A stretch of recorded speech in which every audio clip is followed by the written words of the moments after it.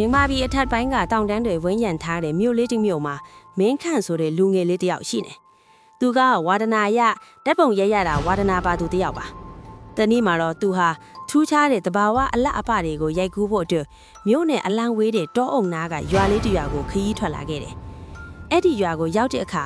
သူတဲခိုဖို့အတွက်နေရာရှာရင်းနဲ့တောအုပ်ရဲ့အဆက်မှာရှိတဲ့နှစ်ထပ်ပြင်ထောင်အိမ်ကြီးတစ်အိမ်ကိုတွေ့လိုက်ရတယ်။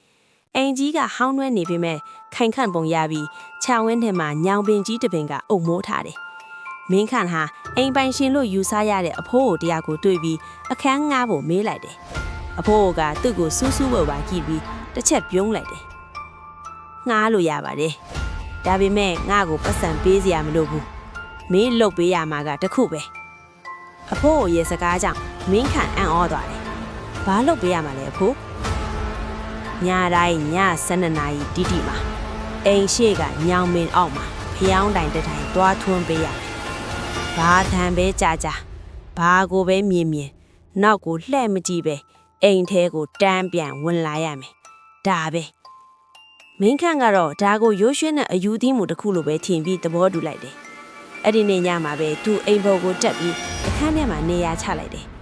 ပတ်ဝန်းကျင်တစ်ခုလုံးကတိတ်ဆိတ်လွန်းလို့သူ့ရဲ့အသက်ရှူတန်ကိုတောင်သူ့ပြန်ကြားနေရတယ်။ည12နာရီနီးလာပြီ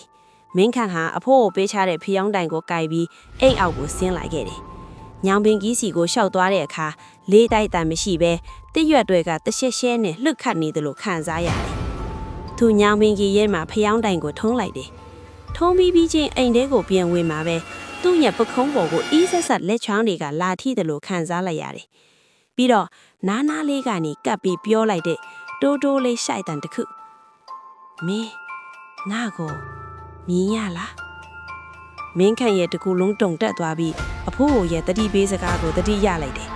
ဒါပေမဲ့လူတဘာဝအရတိကျင်စိတ်ကထိမ့်မရပဲသူဟာနောက်ကိုဖြည်းဖြည်းချင်းလှည့်ကြည့်မိလိုက်တဲ့အခါ